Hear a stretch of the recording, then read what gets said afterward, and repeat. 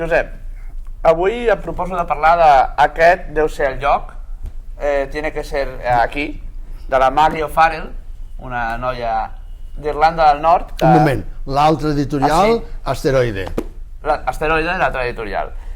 Un llibre que va caure a les meves mans, allò que quan se'l fullejar, jo vaig veure que sortia un tren, i que a mi els trens m'agraden molt, i mirant la informació dic que aquest tren no existeix.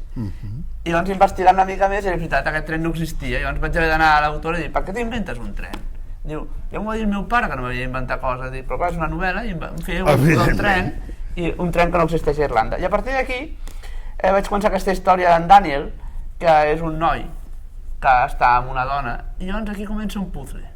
Jo considero que aquest llibre és un gran puzzle per arribar-te a descobrir com són aquests personatges per dintre i com han arribat al punt en què es troben aquí i que han de resoldre una situació personal entre ells, aquesta parella tan estranya.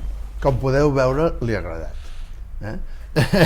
És un llibre ben escrit, és un llibre construït, com diu ell, un trencaclosques... temporal i de localitzacions, és a dir, jugar amb... I de personatges, perquè t'amaga qui són fins que descobreixes que són en tal. Canvia noms. En aquest sentit és proustià. Proust també ho feia, canvia els noms dels personatges i després dius, però si aquest és aquell! Doncs això és el que fa. I és una novel·la que es llegeix molt bé.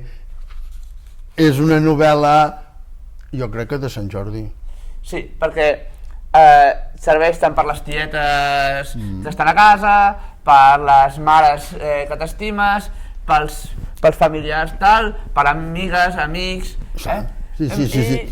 És una lectura apassionant i fàcil, i com que hem d'entriar entre aquesta aquesta piles aquí que allò, comencem avui amb el primer suggeriment, que és aquest llibre de la Maggie O'Farrell.